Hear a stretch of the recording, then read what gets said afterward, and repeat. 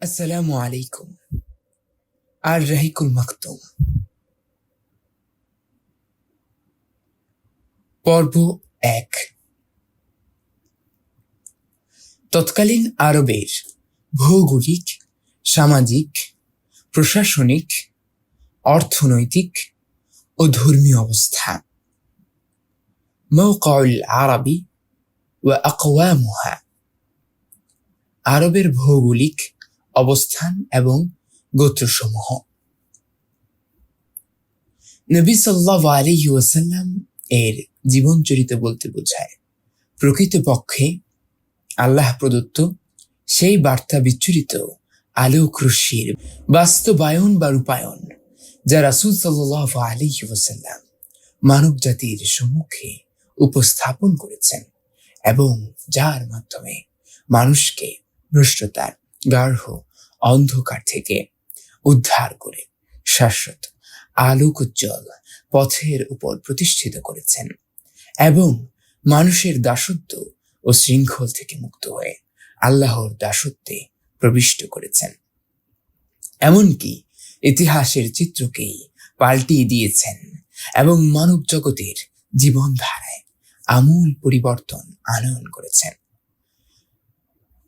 সর্বযুগের সর্বশ্রেষ্ঠ মানব ও নবী সাল্লাল্লাহু আলাইহি ওয়াসাল্লাম এর পবিত্র জীবনধারার পূর্ণাঙ্গ প্রতিচ্ছবি অঙ্কন ততক্ষণ পর্যন্ত সম্ভব নয় যতক্ষণ না আল্লাহর বাণী অবতীর্ণ হওয়ার পূর্বের ও পরের অবস্থার তুলনামূলক বিচার বিশ্লেষণ না করা হয়।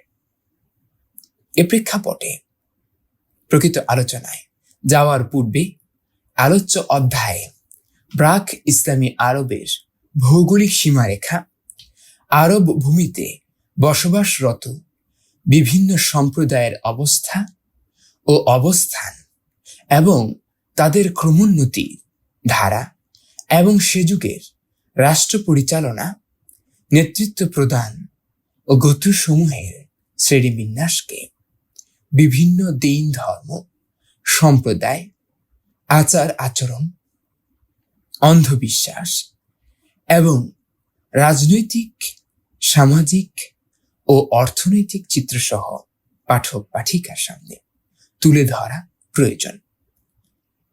এ কারণেই আমি এই বিষয়সমূহকে বিশেষভাবে বিভিন্ন স্তর বিন্যাসে উপস্থাপন করেছি। আরবের অবস্থান। আরব শব্দটি বালুকাময় প্রান্তর, ঊষর ধূসর মরুভূমি বা লতা গুল্ম তৃণ শস্যবিহীন অঞ্চল অর্থে ব্যবহৃত হয়।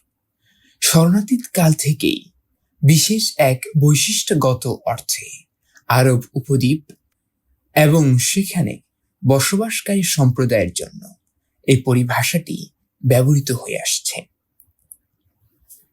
আরবের পশ্চিমে লোহিত সাগর ও সিনাই উপদ্বীপ, পূর্বে আরব সাগর ও দক্ষিণ ইরাকের এক বড় অংশ এবং দক্ষিণে আরব সাগর, যা ভারত মহাসাগরের বিস্তৃত অংশ, উত্তরে শাম রাজ্য এবং উত্তর ইরাকের কিছু অংশ। উল্লিখিত সীমান্ত সমূহের কোনো কোনো ক্ষেত্রে কিছুটা মতবিরোধ রয়েছে। সমগ্র ভূভাগের আয়তন 10 লক্ষ থেকে 13 লক্ষ বর্গ মাইল পর্যন্ত ধরা হয়েছে। অভ্যন্তরীণ, ভৌগোলিক এবং ভূপ্রাকৃতিক উভয় দৃষ্টিকোণ থেকেই আরব উপদ্বীপ অত্যন্ত গুরুত্ব এবং তাৎপর্য বহন করে। এই উপদ্বীপের চতুর্দিক মরুভূমি বা দিগন্ত বিস্তৃত বালুকাময় প্রান্তর দ্বারা পরিবেষ্টিত, যে কারণে এই উপদ্বীপ এমন এক সুরক্ষিত দুর্গে পরিণত হয়েছে যে কোনো বিদেশি শক্তি বা বহিঃশত্রুর পক্ষে তার উপর আক্রমণ পরিচালনা করা, অধিকার প্রতিষ্ঠা কিংবা প্রভাব বিস্তার করা অত্যন্ত কঠিন। এই নৈসর্গিক কারণেই আরব উপদ্বীপের মধ্যভাগের অধিবাসীগণ সেই সুপ্রাচীন এবং স্বর্ণাতীত কাল থেকেই সম্পূর্ণ স্বাধীন থেকে নিজস্ব স্বাতন্ত্র্যগত বৈশিষ্ট্য বজায় রেখে চলতে সক্ষম হয়েছে।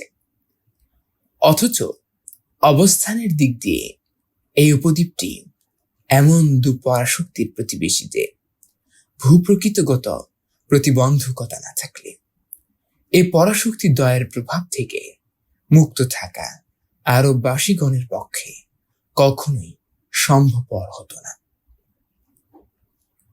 বহির্বিশ্বের দিক থেকে আরব উপদ্বীপের অবস্থানের প্রতি লক্ষ্য করলেও প্রতীয়মান হবে যে দেশটি পুরাতন যুগের মহাদেশ সমূহের একেবারে মধ্যস্থল বা কেন্দ্রবিন্দুতে অবস্থিত এবং জল ও স্থল উভয় পথে পৃথিবীর বিভিন্ন দেশ ও মহাদেশের সঙ্গে সংযুক্ত। এর উত্তর পশ্চিম সীমান্ত হচ্ছে আফ্রিকা মহাদেশ গমনের প্রবেশ পথ, উত্তর পূর্ব সীমান্ত হচ্ছে ইউরোপ মহাদেশে প্রবেশের প্রবেশদ্বার এবং পূর্ব সীমান্ত হচ্ছে ইরান ও মধ্য এশিয়া হয়ে চীন, ভারত সহ দূর প্রতীচ্যে গমনাগমনের দরজা। এভাবে পৃথিবীর বিভিন্ন দেশ ও মহাদেশ থেকে সাগর ও মহাসাগর হয়ে আগত জলপথ আরব উপদ্বীপের সঙ্গে চমৎকার যোগসূত্র রচনা করেছে। বিভিন্ন দেশের জাহাজগুলো সরাসরি আরবের বন্দরে গিয়ে ভিড়ে। এরূপ ভৌগোলিক অবস্থান ও সীমারেখার প্রেক্ষিতে আরব উপদ্বীপের উত্তর ও দক্ষিণ সীমান্ত ছিল বিভিন্ন সম্প্রদায়ের ব্যবসা বাণিজ্য, কৃষি ও মত বিনিময়ের লক্ষ্যস্থল বা কেন্দ্রবিন্দু। আরব সম্প্রদায় সমূহ জন্মসূত্রের ভিত্তিতে ইতিহাসবিদগণ আরব সম্প্রদায় সমূহকে 3টি শ্রেণীতে বিভক্ত করেছেন, যথা 1. আরবে বাইদিয়া। এরা হলো ওই সমস্ত ধ্বংসপ্রাপ্ত প্রাচীন গোত্র এবং সম্প্রদায় যা ধরাপৃষ্ঠ থেকে সম্পূর্ণরূপে নিশ্চিহ্ন হয়ে গিয়েছে এবং এদের খোঁজ খবর সম্পর্কিত নির্ভরযোগ্য তথ্য প্রমাণাদির সন্ধান লাভ প্রায় অসম্ভব হয়ে পড়েছে। এই সম্প্রদায়গুলো হচ্ছে যথাক্রমে আদ, সামুদ, তাসন, জাদিস, ইমলাক, উমাইম, জুরহুম, হাজুর, ওয়াবার, আবিল, জাসিম, হাজরমাউত ইত্যাদি। 1994 সালে লেখক কর্তৃক সম্পাদিত কপিতে জুরহুম, হাজুর, ওয়াবার, আবিল, জাসিম, হাজরমাউত নামগুলো বৃদ্ধি করেছেন, যা পুরাতন কপিতে নেই।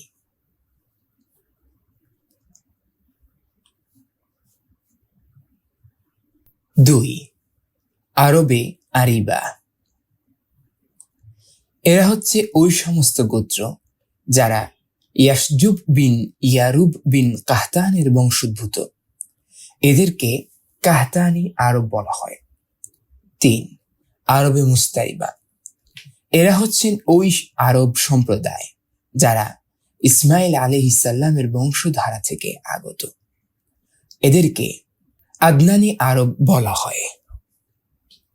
আরবে আরিবা অর্থাৎ কাহতানি আরবদের প্রকৃত আবাসস্থল ছিল ইয়ামান রাজ্য। এখানেই তাদের বংশধারা এবং গোত্রসমূহ সাবা বিন ইয়াসজুব বিন ইয়ারউব বিন কাহতানের বংশধর থেকে বহু শাখা প্রশাখায় বিভক্ত হয়ে পড়ে। এর মধ্যে পরবর্তীকালে দুগোত্রই অধিক প্রসিদ্ধি লাভ করেছিল। সেগুলো হলো হিমিয়ার বিন সাবা ও কাহলান বিন সাবা। বনি সাবার আরো 11টি বা 14টি গোত্র ছিল, যাদেরকে সাবিউন বলা হয়। সাবা ব্যতীত এদের আর কোনো গোত্রের অস্তিত্ব নেই। ক. হিমিয়ার। এর প্রসিদ্ধ শাখাগুলো হচ্ছে: 1. কুজাহা। এর প্রশাখা সমূহ হল বাহরা, বালি, আল খায়ন, কালব, উজরা ও ওয়াবারা। 2. সাকাসিক। তারা হলেন জাইদ বিন ওয়াইলাহ বিন হিমিয়ার এর বংশধর। জায়েদ এর উপাধি হল সাকাসিক। তারা বনি কাহলানের সাকাসিক কিন্দাহর অন্তর্ভুক্ত নয়, যাদের আলোচনা সামনে আসছে। 3. জাইদুল জামহুর। এর প্রশাখা হল হিমিয়ারুল আসগার, সাবা আল আসগার, হাজুর ও জু আসবাহ। খ. কাহলান। এর প্রসিদ্ধ শাখা প্রশাখাগুলো হচ্ছে হামদান, আলহান, আশিয়ার। তাই মাজহিদ থেকে আনস ও আন্না, লাখম থেকে কিন্দা, কিন্দা হতে বনু মুয়াবিয়া, সাকুন ও সাকাসিক। জুজাম, আমিলা, খাওলান, মাআফির, আনমার। আনমার থেকে খাসিয়াম ও বাখিলা, বাখিলা থেকে আহমাস। আজদ, আজদ থেকে আউস, খাজরাজ, খুজা এবং জাফরান বংশধরগণ। এরা পরে শাম রাজ্যের আশপাশে সাম্রাজ্য প্রতিষ্ঠা করেন এবং আলে গাসসান নামে প্রসিদ্ধ লাভ করেন। অধিকাংশ কাহলানি গোত্র পরে ইয়ামান রাজ্য পরিত্যাগ করে আরব উপদ্বীপের বিভিন্ন অঞ্চলে ছড়িয়ে পড়ে। সাধারণভাবে তাদের দেশ ত্যাগের ঘটনা ঘটে সাইলে আরিমের কিছু পূর্বে। ওই সময়ের ঘটনা যখন রোমীয়গণ মিশর ও শামে অনুপ্রবেশ করে ইয়ামেনের অধিবাসীদের ব্যবসা বাণিজ্যের জলপথের উপর একচ্ছত্র আধিপত্য প্রতিষ্ঠিত করে এবং স্থলপথের যাবতীয় সুযোগ সুবিধারও চিরতরে অবসান ঘটে। এর ফলে কাহলানিদের ব্যবসা বাণিজ্য একদম উজাড় হয়ে যায়, যার সাক্ষ্য পবিত্র কোরআন এসেছে। আল্লাহ তাআলা বলেন, লাকাদ কানা লিসাবাইন ফি মাসকানিহিম আয়াতুন জান্নাতানি আন ইয়ামিনিন ওয়া শিমালিন কুলু মির রিজকি রাব্বিকুম ওয়াশকুরু লাহু বালদাতুন তাইয়্যিবাতুন ওয়া রাব্বুন গফুরুন فأعرضوا فأرسلنا عليهم سيل العارمة وبدلناهم بجنتيهم جنتين ذواتا أكل خمط وأثل وشيء من سدر قليل ذلك جزيناهم بما كفروا وهل نجازي إلا الكفور وجعلنا بينهم وبين القرى التي باركنا فيها قرى ظاهرة وقدرنا فيها السير سيروا فيها ليالي وأياما آمنين فقالوا ربنا باعد بين أسفارنا وظلموا أنفسهم فجعلناهم أحاديث ومزقناهم كل ممزق إن في ذلك لآيات لكل صبار شكور। সূরাতুস সাবা। সাবার অধিবাসীদের জন্য তাদের বাসভূমিতে একটা নিদর্শন ছিল, দুটো বাগান, একটি ডানে একটি বামে। তাদেরকে বলেছিলাম, তোমাদের প্রতিপালক প্রদত্ত রিজক ভোগ করো আর তার প্রতি কৃতজ্ঞতা প্রকাশ করো। সুখ শান্তির শহর আর ক্ষমাশীল পালনকর্তা। কিন্তু তারা আল্লাহর হতে মুখ ফিরিয়ে নিল, কাজেই আমি তাদের বিরুদ্ধে পাঠালাম বাঁধ ভাঙা বন্যা, আর আমি তাদের বাগান দুটিকে পরিবর্তিত করে দিলাম এমন দুটি বাগানে যাতে জন্মিত বিস্বাদ ফল, ঝাউ গাছ আর কিছু কুল গাছ।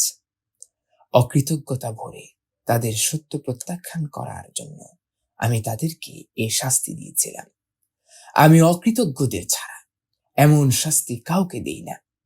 তাদের এবং যেসব জনপদের প্রতি আমি অনুগ্রহ বর্ষণ করেছিলাম সেগুলোর মাঝে অনেক দৃশ্যমান জনপদ স্থাপন করে দিয়েছিলাম এবং ওগুলোর মাঝে সমান সমান দূরত্বে সফর মঞ্জিল করে দিয়েছিলাম।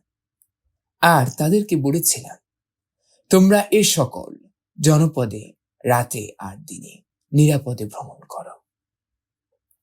কিন্তু তারা বলল, হে আমাদের পালনকর্তা, আমাদের সফর মঞ্জিলগুলোর মাঝে ব্যবধান বাড়িয়ে দাও। তারা নিজেদের প্রতি জুলম করেছিল, কাজেই আমি তাদেরকে কাহিনী বানিয়ে ছাড়লাম, যে কাহিনী শোনানো হয়, আর তাদেরকে ছিন্ন ভিন্ন করে দিলাম। এতে প্রত্যেক ধৈর্যশীল কৃতজ্ঞ ব্যক্তির জন্য নিদর্শন রয়েছে। সূরা সাবাহ আয়াত 15-19। হিময়ারি ও কাহলানি গোত্রদ্বয়ের বংশদ্বয়ের মধ্যে বিরাজমান আত্মকলহ ও দ্বন্দ্ব ছিল তাদের অন্যতম প্রধান কারণ, যার ইঙ্গিত বিভিন্ন সূত্র থেকে পাওয়া যায়। এ সকল সূত্র থেকে যে তথ্য পাওয়া যায় তাতে দেখা যায় যে আত্মকলহের কারণে জীবনযাত্রার বিভিন্ন ক্ষেত্রে নানাবিধ জটিল সমস্যার উদ্ভব হওয়ায় কাহলানি গোত্রসমূহ স্বদেশ ভূমির মায়া মমতা ত্যাগ করতে বাধ্য হয়। কিন্তু হিময়ারি গোত্রসমূহ স্বস্থানে স্থায়ীভাবে প্রতিষ্ঠিত থাকে।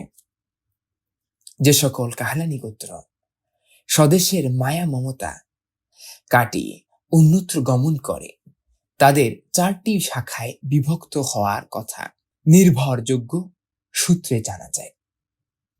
1. আজদ।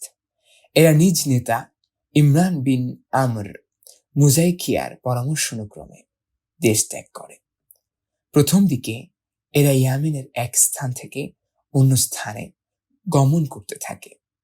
তাদের এক স্থান থেকে অন্য স্থানে যাত্রার প্রাক্কালে নিরাপত্তার ব্যাপারে সুনিশ্চিত হওয়ার জন্য অগ্রভাগে অনুসন্ধানী প্রহরী দল প্রেরণ করতেন। এভাবে পথ পরিক্রমা করতে করতে তারা অবশেষে উত্তর ও পূর্ব মুখে অগ্রসর হওয়ার এক পর্যায়ে বহু শাখা প্রশাখায় বিভক্ত হয়ে পড়েন এবং এখানে সেখানে পরিভ্রমণ করতে করতে বিভিন্ন স্থানে স্থায়ীভাবে বসবাসের ব্যবস্থা করে নেন। তাদের এ দেশান্তর এবং বসতি স্থাপন সংক্রান্ত বিবরণ নিম্নরূপ। ইমরান বিন আমর তিনি উমানে গমন করেন এবং তার গোত্র সেখানেই বসবাস করেন। এরা হলেন আজদে উমান। নাসর বিন আজদ।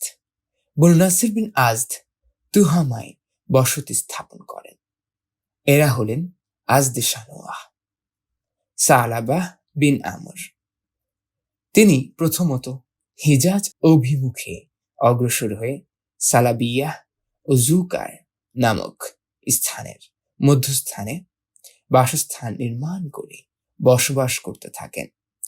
যখন তার সন্তান সন্ততি বয়প্রাপ্ত হন এবং বংশধরগণ শক্তিশালী হয়ে ওঠেন, তখন তিনি মদিনা অভিমুখে অগ্রসর হয়ে মদিনাকেই বসবাসের জন্য উপযুক্ত স্থান মনে করে সেখানে বসতি স্থাপন করেন। ওই সালাবের বংশধারা থেকেই উদ্ভব হয়েছিল আউস ও খাজরাজ গোত্রের তথা মদিনার আনসারদের। হারিসাহ বিন আমর অর্থাৎ খুজাআহ এবং তার সন্তানাদি, এরা হিজাজ ভূমিতে চক্রাকারে ইতস্তত পরিভ্রমণ করতে করতে মারুজ জাহরান নামক স্থানে শিবির স্থাপন করে বসবাস করতে থাকে। তারপর হারাম শরীফের উপর প্রবল আক্রমণ পরিচালনা করে বনু জুরহমকে সেখান থেকে বহিষ্কার করেন এবং নিজেরা মক্কা ধামে স্থায়ী বসতি স্থাপন করে বসবাস করতে থাকেন। ইমরান বিন আমর, তিনি এবং তার সন্তানাদি আম্মানে বসতি স্থাপন করেছিলেন, তাই তাদেরকে আজদে আম্মান বলা হতো। নাসির বিন আমর, এর সঙ্গে সম্পর্কিত গোত্রগুলো তুহামায় বসতি স্থাপন করেছিলেন, এদেরকে আজদে শানুয়াহ বলা হতো। জাফনা বিন আমর, তিনি শাম রাজ্যে গমন করে সেখানে বসতি স্থাপন করেন এবং সন্তানাদি সহ বসবাস করতে থাকেন। তিনি হচ্ছেন গাসসানি শাসকগণের প্রখ্যাত পূর্বপুরুষ। শাম রাজ্যে গমনের পূর্বে হিজাজে গাসসান নামক ঝর্ণার ধারে তারা কিছুদিন বসবাস করেছিলেন, তাই তাদের বংশধারাকে গাসসানি বলা হতো। কিছু ছোট ছোট গোত্র হিজাজ ও শামে হিজরত করে ওই সকল গোত্রের সাথে মিলিত হয়, যেমন কাব বিন আমর, হারিস বিন আমর ও আউফ বিন আমর। 2. লাখম ও জুজাম গোত্র, তারা পূর্ব ও উত্তর দিকে গমন করে। এই লাখমিদের মধ্যে নাসির বিন রাবিয়াহ নামক এক ব্যক্তি ছিলেন, যিনি হিরাহর মুনাজিরাহ বংশের শাসকগণের অত্যন্ত প্রভাবশালী পূর্বপুরুষ ছিলেন। 3. বনু তাই গোত্র, এই গোত্র বনু আজ গোত্রের দেশ ত্যাগের পর উত্তর অভিমুখে অগ্রসর হয়ে আজা এবং সালামাহ দু পাহাড়ের পাদদেশে স্থায়ীভাবে বসবাস করতে থাকেন। এই গোত্রের নামানুসারে পাহাড় দুটি বনু তাই গোত্রের নামে পরিচিতি লাভ করে। 4. কিন্দাহ গোত্র, এই গোত্র সর্বপ্রথম বাহরাইনে বর্তমান আল আহসায় শিবির স্থাপন করেন, কিন্তু সেখানে আশানুরূপ পরিবেশ ও সুযোগ সুবিধা না পাওয়ায় বাধ্য হয়ে হাজার মাউত অভিমুখে যাত্রা করেন। কিন্তু সেখানেও তেমন কোনো সুযোগ সুবিধার ব্যবস্থা করতে না পারায় অবশেষে নাজদ অঞ্চলে গিয়ে বসতি গড়ে তোলেন। সেখানে তারা একটি অত্যন্ত জাঁকজমকপূর্ণ বিশাল রাষ্ট্রের গোড়াপত্তন করেন, কিন্তু সে রাষ্ট্র বেশি দিন স্থায়ী হয়নি। অল্পকালের মধ্যেই তার অস্তিত্ব চিরতরে বিলুপ্ত হয়ে যায়। কাহতান ব্যতীত হিময়ারের অনুরূপ একটি কুজাহ গোত্র রয়েছে। অবশ্য যারা ইয়ামেন হতে বাস্তুভিটা ত্যাগ করে ইরাক সীমান্তে বসতি স্থাপন করেন, তাদের হিময়ারি হওয়ার ব্যাপারেও কিছুটা মতভেদ রয়েছে। এদের কিছু গোত্র সিরিয়ার উচ্চভূমি ও উত্তর হিজাজে বসতি স্থাপন করেন। গোত্রসমূহের বিস্তারিত বিবরণাদির জন্য দ্রষ্টব্য আল্লামা খুজির মুহাজারাতে তাবিখিল উমামিল ইসলামিয়া প্রথম খণ্ড 11 থেকে 13 পৃষ্ঠা এবং কালার জাজিরাতুল আরব 231 থেকে 235 পৃষ্ঠা। দেশ ত্যাগের ঘটনাবলীর সময় এবং কারণ নির্ধারণের ব্যাপারে ঐতিহাসিক উৎসের মধ্যে যথেষ্ট মতপার্থক্য রয়েছে। বিভিন্ন দিক পর্যালোচনা করলে যা সঠিক বিবেচনা করা হয়েছে তাই এখানে লিপিবদ্ধ হল। আরবে মুস্তারিবা, এদের প্রধান পূর্বপুরুষ ইব্রাহিম আলাইহিসসালাম মূলত ইরাকের উর শহরের বাসিন্দা ছিলেন। এ শহরটি ফোরাত বা ইউফ্রেটিস নদীর তীরে কুফার সন্নিকটে অবস্থিত। প্রত্নতাত্ত্বিকগণ কর্তৃক ওই শহরটির ভূগর্ভ খননের সময় যে সকল শিলালিপি, পুঁথি, পুস্তক ও দলিলাদি উদ্ধার করা হয়েছে তার মাধ্যমে এ শহর সম্পর্কে নানা মূল্যবান ও গুরুত্বপূর্ণ তথ্যাদি প্রকাশিত হয়েছে। অধিকন্তু এসবের মধ্যে ইব্রাহিম আলাইহিসসালাম, তার ঊর্ধ্বতন বংশধরগণ এবং তথাকার বাসিন্দাগণের ধর্মীয়, সামাজিক আচার অনুষ্ঠান এবং অবস্থা সম্পর্কে বহু নতুন নতুন তথ্য উদ্ঘাটিত এবং নবদিগন্ত উন্মোচিত হয়েছে। এ প্রসঙ্গে আমরা আরো বিলক্ষণ অবগত হয়েছি যে ইব্রাহিম আলাইহিসসালাম এই স্থান থেকে হিজরত করে হারান শহরে আগমন করেছিলেন। তারপর সেখান থেকে তিনি আবার ফিলিস্তিনে গিয়ে উপনীত হন এবং সে দেশকেই তার নবুয়াতি বা আল্লাহর আহ্বানজনিত কর্মকাণ্ডের কেন্দ্রবিন্দুতে পরিণত করেন। আল্লাহ সুবহানাহু ওয়া তাআলা তাকে পরম সম্মানিত খলিলুল্লাহ উপাধিতে ভূষিত করে তার উপর রিসালাতের যে মহান দায়িত্ব ও কর্তব্য অর্পণ করেছিলেন, সেখান থেকেই দেশের অভ্যন্তর ভাগে এবং বহির্বিশ্বে ব্যাপক সম্প্রচার এবং প্রসারের জন্য তিনি সর্বতোভাবে আত্মনিয়োগ করেছিলেন। ইব্রাহিম আলাইহিস সালাম একদা মিশর ভূমিতে গিয়ে উপনীত হন। তার সঙ্গে তার স্ত্রী সারাহ ছিলেন।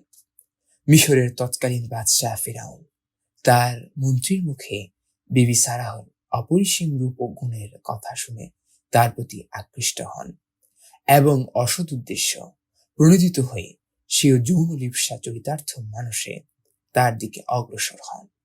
এদিকে একরাশ ঘৃণার ক্ষোভানলে বিদগ্ধ প্রাণা বিবি সারাহ আবেগকুল চিত্তে আল্লাহর নিকটে প্রার্থনা জানালেন।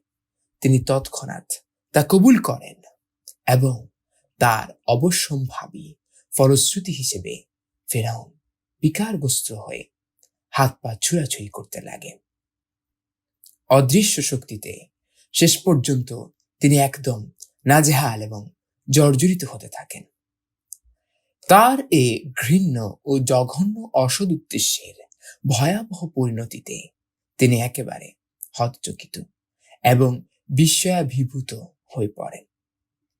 এভাবে অত্যন্ত মর্মান্তিক অবস্থার মধ্য দিয়ে তিনি অনুধাবন করেন যে সারাহ কোনো সাধারণ নারী নন, বরং তিনি হচ্ছেন আল্লাহ তাআলার উত্তম শ্রেণীভুক্ত এক মহিষী মহিলা।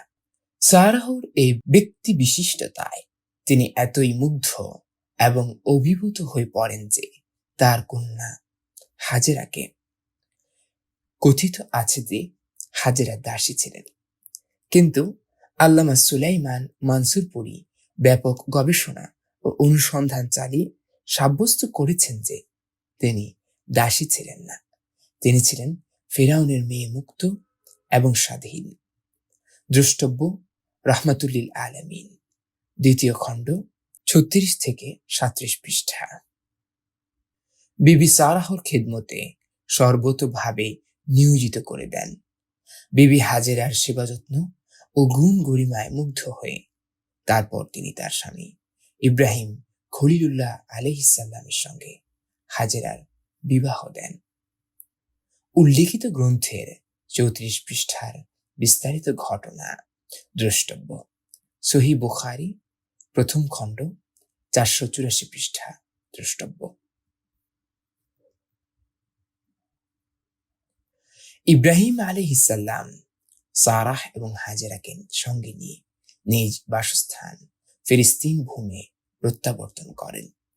তারপর আল্লাহ তাআলা হাজেরার গর্ভে ইসমাঈল আলাইহিস সালামকে পরম ভাগ্যমন্ত এক সন্তান দান করেন। বিবি হাজেরার গর্ভে ইব্রাহিম আলাইহিস সালামের ঔরসজাত সন্তান ভূমিষ্ঠ হয়।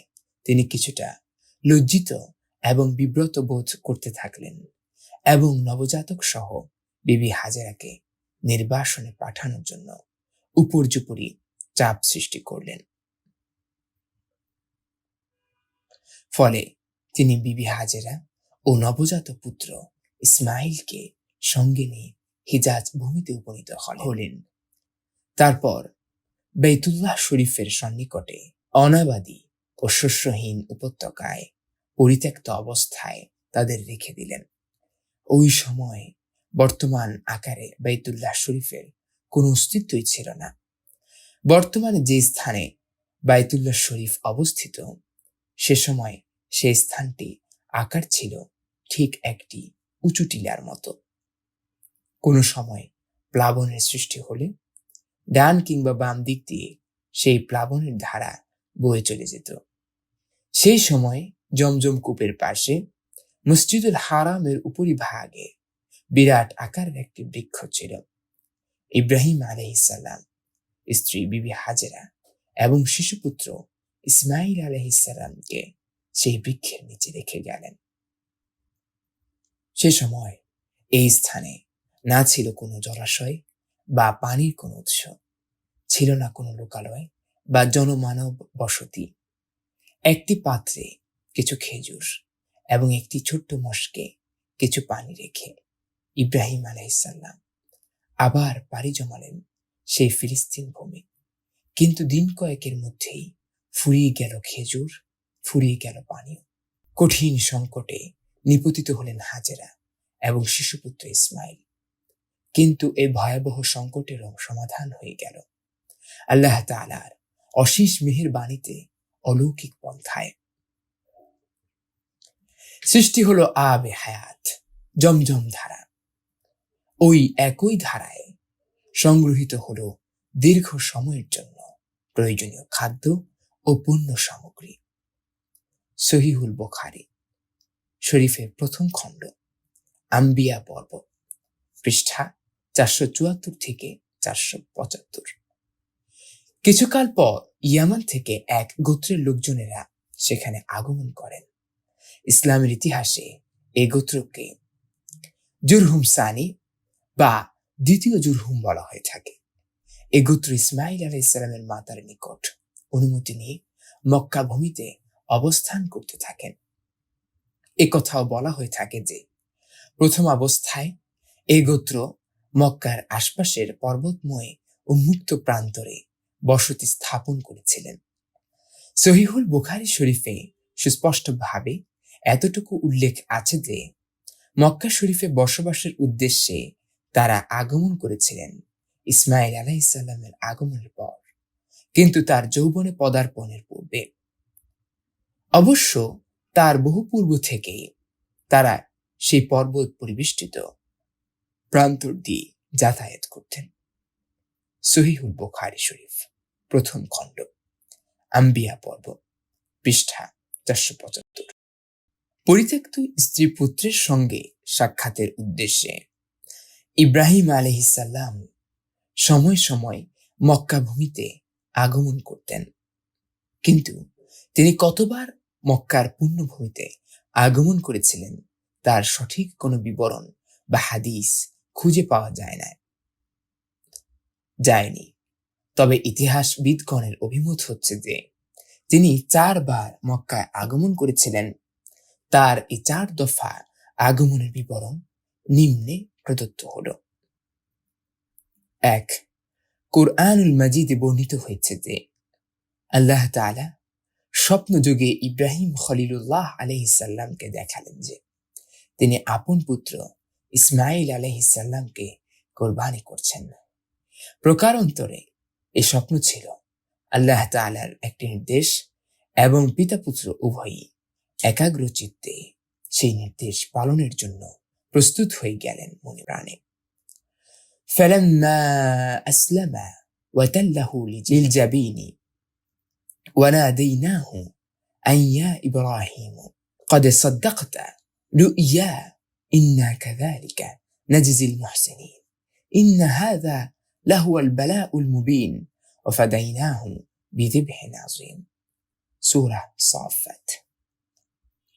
পিতা যখন পুত্রকে কোরবানি করার উদ্দেশ্যে কপাল দেশ মাটিতে মিশিয়ে উপর করে শুইয়ে দিলেন, তখন আল্লাহ তাআলার বাণী ঘোষিত হলো, হে ইব্রাহিম, তোমার স্বপ্নকে তুমি সর্বতোভাবে সত্যে পরিণত করেছ। অবশ্যই আমি সৎকর্মশীলদেরকে এভাবেই পুরস্কৃত করে থাকি। নিশ্চিত রূপে এ ঘটনা ছিল আল্লাহর তরফ থেকে এক মহা অগ্নি পরীক্ষা, এবং আল্লাহ তাআলা বিনিময়ে তাদেরকে স্বীয় মনোনীত একটি বড় রকমের প্রাণী দান করেছিলেন। সূরা সাফফাত আয়াত 103 থেকে 107। মাজমুআহ বাইবেলের জন্ম পর্বে উল্লেখ আছে যে ইসমাইল আলাইহিসসালাম ইসহাক আলাইহিসসালামের চেয়ে 13 বছরের বয়োজ্যেষ্ঠ ছিলেন এবং কুরআন শরীফের হিসাব অনুযায়ী ওই ঘটনা ইসহাক আলাইহিসসালামের পূর্বে সংঘটিত হয়েছিল, কারণ ইসমাইল আলাইহিসসালামের বিস্তারিত বর্ণনার পর ইসহাক আলাইহিসসালামের জন্ম প্রসঙ্গে সুসংবাদ দেওয়া হয়েছে। এই ঘটনা থেকেই এ কথা প্রতিপন্ন এবং সাব্যস্ত হয় যে ইসমাইল আলাইহিসসালাম এর যৌবনে উপনীত হওয়ার আগে কমপক্ষে একবার ইব্রাহিম আলাইহিসসালাম মক্কা আগমন করেছিলেন। অবশিষ্ট 3 সফরের বিবরণ সহিহুল বুখারী শরীফের এক দীর্ঘ বর্ণনার মধ্যে পাওয়া যায়, যা ইবনে আব্বাস রাদিয়াল্লাহু আনহু হতে সরাসরি বর্ণিত হয়েছে। সহিহ বুখারী শরীফ প্রথম খণ্ড 475 থেকে 476 পৃষ্ঠা। তার সংক্ষিপ্ত সার হচ্ছে নিম্নরূপ। 2. ইসমাইল আলাইহিসসালাম যখন যৌবনে পদার্পণ করলেন তখন জুরহুম গোত্রের লোকজনের নিকট থেকে আরবি ভাষা উত্তম রূপে আয়ত্ত করেন এবং সব দিক দিয়ে সংশ্লিষ্ট সকলের শুভ দৃষ্টি আকর্ষণ করতে সক্ষম হন। এরপর কিছু সময়ের মধ্যেই এ গোত্রের এক মহিলার সঙ্গে তিনি বিবাহ বন্ধনে আবদ্ধ হয়ে যান। এমন এক অবস্থার মধ্য দিয়ে যখন সময় অতিবাহিত হয়ে যাচ্ছিল, তখন তার নয়নমণি ইসমাইল আলাইহিসসালামকে শোক সাগরে ভাসিয়ে দিয়ে বিবি হাজেরা জান্নাতবাসিনী হয়ে যান। ইল্লা লিল্লাহি ওয়া ইন্না ইলাইহি রাজিউন। এদিকে পরিত্যক্ত পরিবারের কথা স্মৃতিপটে উদিত হলে ইব্রাহিম আলাইহিসসালাম পুনরায় মক্কা অভিমুখে যাত্রা শুরু করেন।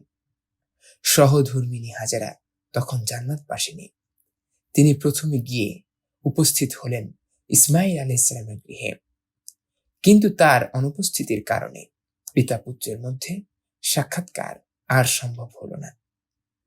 দেখা সাক্ষাৎ এবং কথাবার্তা হলো পুত্রবধূর সঙ্গে।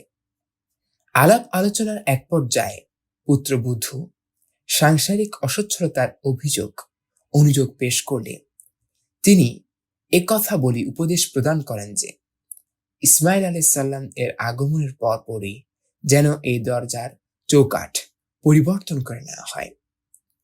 পিতার উপদেশের তাৎপর্য উপলব্ধি করে ইসমাইল আলাইহিসসালাম তার স্ত্রীকে তালাক দিয়ে দ্বিতীয় এক মহিলার সঙ্গে বিবাহ বন্ধনে আবদ্ধ হন। এই মহিলা ছিলেন জুরহুম গোত্রের মুআজ বিন আমর এর কন্যা। কাল জাজিরাতুল আরব 230 পৃষ্ঠা। 3. ইসমাইল আলাইহিসসালামের দ্বিতীয় বিয়ের পর ইব্রাহিম আলাইহিসসালাম পুনরায় মক্কা গমন করেন, কিন্তু এবারও পুত্রের সঙ্গে তার সাক্ষাৎ হয়নি। পুত্রবধূর নিকট কুশলাদি অবগত হতে চাইলে তিনি আল্লাহ তাআলার শুকরিয়া আদায় করেন।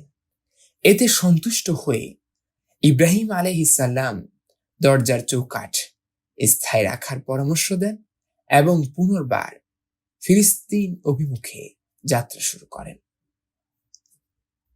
4. এরপর ইব্রাহিম আলাইহিসসালাম আবার মক্কা গমন করেন। তখন ইসমাইল আলাইহিসসালাম জমজম কূপের নিকট বৃক্ষের নিচে তীর তৈরি করছিলেন। এমত অবস্থায় হঠাৎ পিতাকে দেখতে পেয়ে তিনি যুগপৎ আবেগ ও আনন্দের অতিশয্যে একেবারে লাফ দিয়ে উঠলেন এবং পিতা ও পুত্র উভয়কে কোলাকুলি ও আলিঙ্গন অবস্থায় বেশ কিছু সময় অতিবাহিত করলেন। এ সাক্ষাৎকার এত দীর্ঘ সময় পর সংগঠিত হয়েছিল যে সন্তান বৎসল কোমল হৃদয় ও কল্যাণময় পিতা ও পিতৃবৎসল ও অনুগত পুত্রের নিকট তা ছিল অত্যন্ত আবেগময় ও মর্মস্পর্শী। ওই সময় পিতা পুত্র উভয়ই মিলিতভাবে কাবাহ গৃহ নির্মাণ করেছিলেন। এ কাবাহ গৃহের নির্মাণ কাজ পরিসমাপ্তির পর সেখানে পবিত্র হজ ব্রত পালনের জন্য ইব্রাহিম আলাইহিসসালাম বিশ্ব মুসলিম গোষ্ঠীকে উদাত্ত আহ্বান জানালেন। আল্লাহ তাআলা মুজাহিজের কন্যার গর্ভে ইসমাইল আলাইহিসসালাম এর 12টি অথবা 9টি সন্তান দান করেন।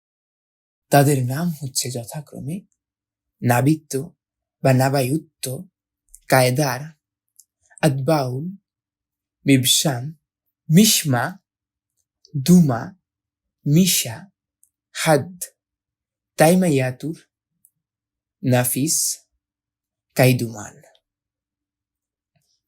ইসমাইল আলাইহিসসালামের 12টি সন্তান থেকে 12টি গোত্রের সূত্রপাত হয় এবং সকলেই মক্কা নগরীতে বসতি স্থাপন করেন।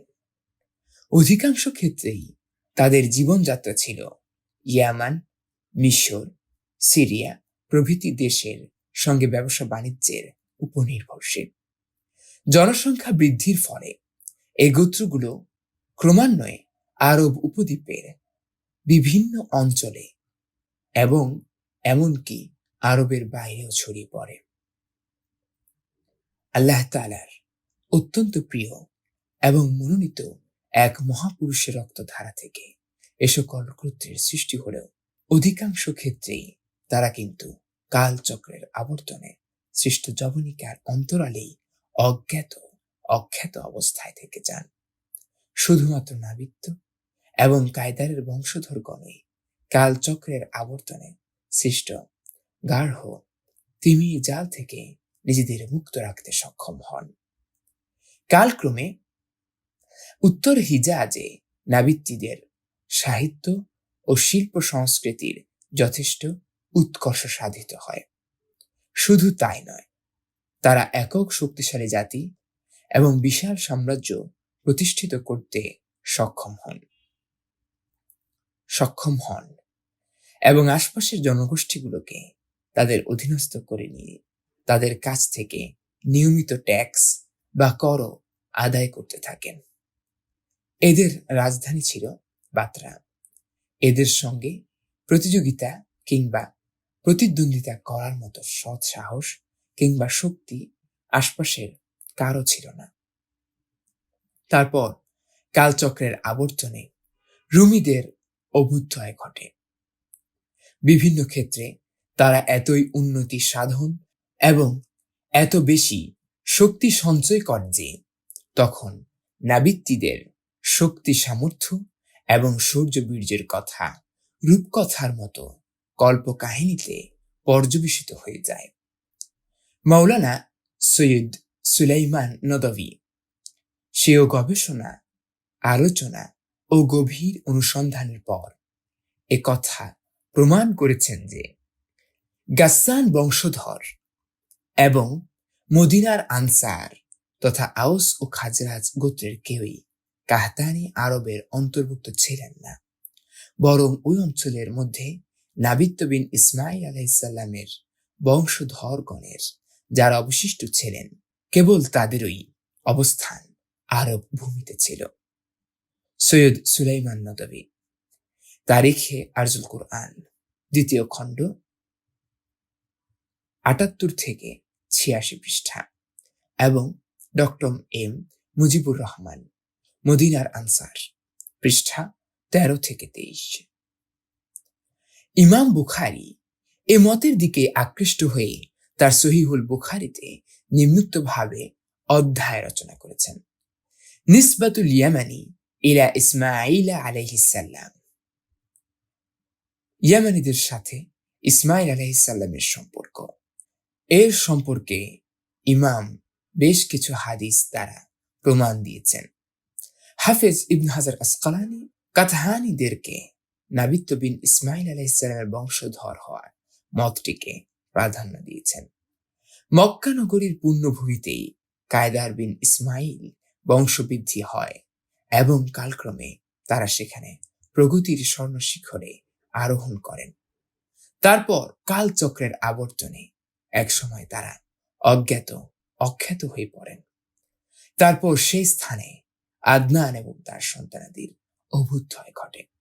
আরবের আদনানীগণের বংশ পরম্পরা সূত্র বিশুদ্ধভাবে এ পর্যন্তই সংরক্ষিত রয়েছে। আদনান হচ্ছে নবী করিম সাল্লাল্লাহু আলাইহি ওয়াসাল্লাম এর বংশ তালিকায় 21তম ঊর্ধ্বতন পুরুষ।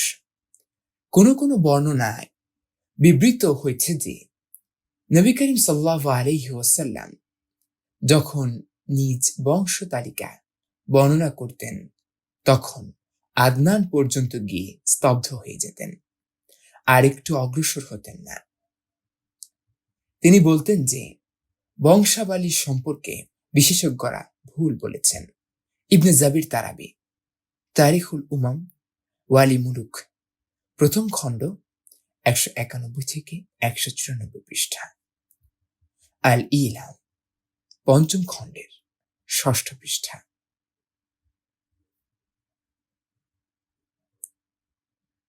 কিন্তু আলেমগণের মধ্যে এক দলের অভিমত হচ্ছে আদনান হতে আরো উপরে বংশধারা সূত্র বর্ণনা করা যেতে পারে। নবী করিম সাল্লাল্লাহু আলাইহি ওয়াসাল্লাম এই বর্ণনাকে দুর্বল বলে আখ্যায়িত করেছেন।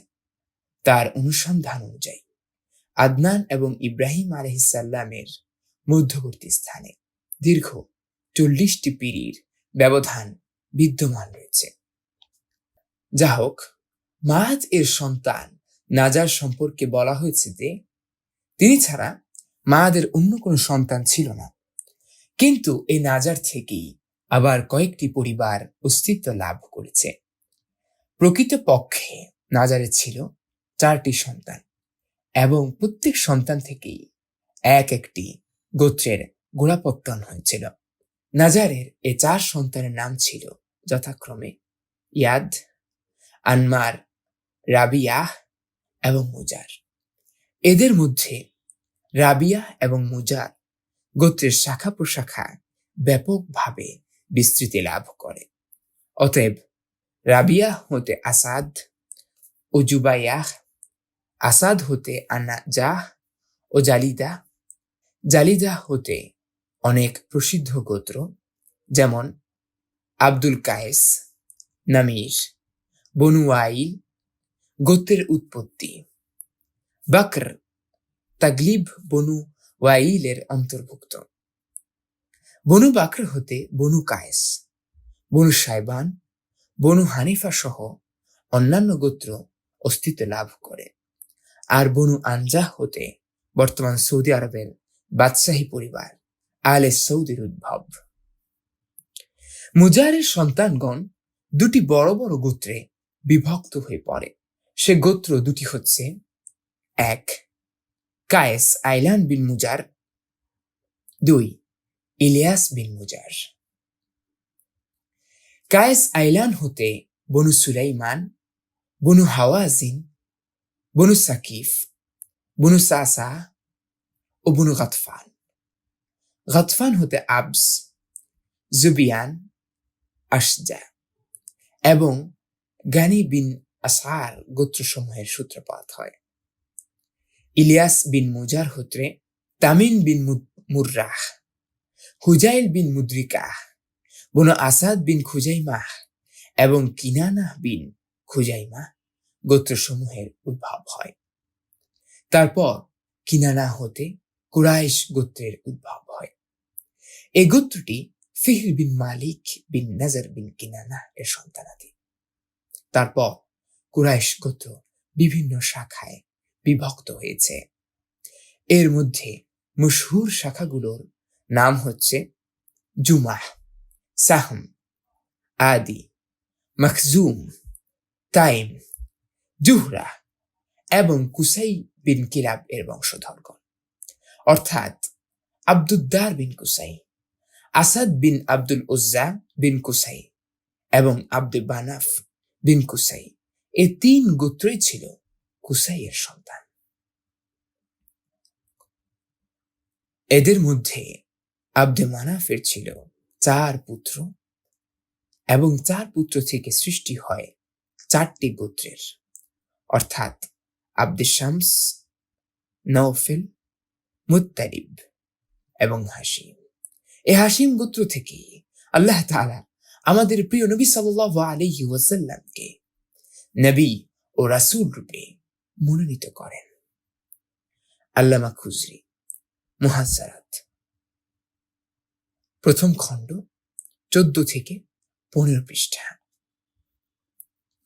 রাসূল সাল্লাল্লাহু আলাইহি ওয়াসাল্লাম বলেছেন যে আল্লাহ তাআলা ইব্রাহিম আলাইহিস সালামের সন্তানদের মধ্য থেকে ইসমাঈল আলাইহিস সালামকে, ইসমাঈল আলাইহিস সালামের সন্তানাদের মধ্য থেকে কিনানাহকে মনোনীত করেন। কিনানাহর বংশধারার মধ্য থেকে কুরাইশকে, কুরাইশ থেকে বনু হাশিমকে এবং বনু হাশিম থেকে আমাকে মনোনীত করেন। সহিহ মুসলিম শরীফ, দ্বিতীয় খণ্ড, 245 পৃষ্ঠা। জামে তিরমিজি, দ্বিতীয় খণ্ড, 201 পৃষ্ঠা। ইবনে আব্বাস রাদিয়াল্লাহু আনহু হতে বর্ণিত হয়েছে যে রাসূল সাল্লাল্লাহু আলাইহি ওয়াসাল্লাম বলেছেন, আল্লাহ তাআলা মানুষকে সৃষ্টি করেন এবং আমাকে সর্বোত্তম দলভুক্ত করেছেন। তারপর গোত্রসমূহ নির্বাচন করা হয় এবং এক্ষেত্রেও আমাকে সর্বোত্তম গোত্রের মধ্যে শামিল করা হয়। তারপর পারিবারিক মর্যাদার প্রতি লক্ষ্য করা হয় এবং এক্ষেত্রেও আমাকে অত্যন্ত মর্যাদাশীল পরিবারের অন্তর্ভুক্ত করা হয়। অতঃপর আমি আমার ব্যক্তি সত্তায় যেমন উত্তম, বংশ মর্যাদার ব্যাপারেও তেমনি সবচেয়ে উত্তম। তিরমিজি শরীফ, দ্বিতীয় খণ্ড, 201 পৃষ্ঠা।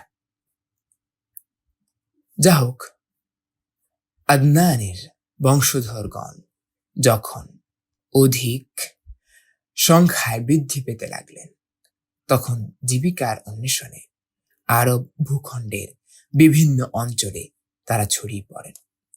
এক্ষেত্রে আব্দুল কায়েস গোত্র, বাকর বিন ওয়াইলের কয়েকটি শাখা এবং বনু তামিমের বংশধরগণ বাহরাইন অভিমুখে যাত্রা করেন এবং সেখানে বসতি স্থাপন করে বসবাস করতে থাকেন। বনু হানিফা বিন সাব বিন আলী বিন বাকর গোত্র ইয়ামামাহ অভিমুখে গমন করেন এবং তার কেন্দ্রস্থল হুজুর নামক স্থানে বসতি স্থাপন করেন। বাকর বিন ওয়াইল গোত্রের অবশিষ্ট শাখা সমূহ ইয়ামামাহ থেকে বাহরাইন, সাইফে কাজিমা, বাহার, সৌদি ইরাক, উবুল্লাহ এবং হিত প্রভৃতি অঞ্চলে বসতি স্থাপন করেন। বনু তাগলিব গোত্র ফোরাত উপদ্বীপ অঞ্চলে বসতি স্থাপন করে বসবাস করতে থাকেন। অবশ্য তাদের কোনো শাখা বনু বকরের সঙ্গেও বসবাস করতে থাকেন। এদিকে বনু তামিম গোত্র বসরার প্রত্যন্ত অঞ্চলকে বসবাসের জন্য উপযুক্ত ভূমি হিসেবে মনোনীত করেন। বনু সুলাইম গোত্র মদিনার নিকটবর্তী স্থানে বসতি স্থাপন করেন। তাদের আবাসস্থল ছিল ওয়াদিউল কোরা হতে আরম্ভ করে খাইবার এবং মদিনার পূর্ব দিক দিয়ে অগ্রসর হয়ে হাররাই বনু সুলাইমের সাথে মিলিত 2 পাহাড় পর্যন্ত বিস্তৃত। বনু আসাদে তার বসতি স্থাপন করেন তাইমার পূর্বে ও কুফার পশ্চিমে। ওদের ও তাইমার মধ্যভাগে বনু তাই গোত্রের এক বৃহত্তর পরিবারের আবাদ ছিল। বনু আসাদের কর্ষিত ভূমি এবং কুফার মধ্যকার পথের দূরত্ব ছিল 5 দিনের ব্যবধান। বনু জুবাইর গোত্র বসতি স্থাপন ও আবাদ করতে থাকেন তাইমার নিকটে হাওরানের আশপাশে। বনু কিনানাহ গোত্রের লোকজন থেকে যান তুহামায়। এদের থেকে কুরাইশগণ বসতি স্থাপন করেন মক্কায় এবং তার পার্শ্ববর্তী অঞ্চলসমূহে। এসব লোক ছিলেন বিচ্ছিন্ন ধ্যান ধারণার অধিকারী। তাদের মধ্যে কোনো নিয়ম শৃঙ্খলা ছিল না। এভাবেই তাদের জীবনধারা চলে আসছিল। তারপর কুসাই বিন কিলাব নামক এক ব্যক্তি তাদের নেতৃত্ব গ্রহণ করেন এবং সঠিক পরিচালনা দানের মাধ্যমে তাদেরকে প্রচলিত অর্থে মর্যাদা ও সম্মানের আসনে উন্নীত করেন এবং ঐশ্বর্যশালী ও বিজয়ী করেন।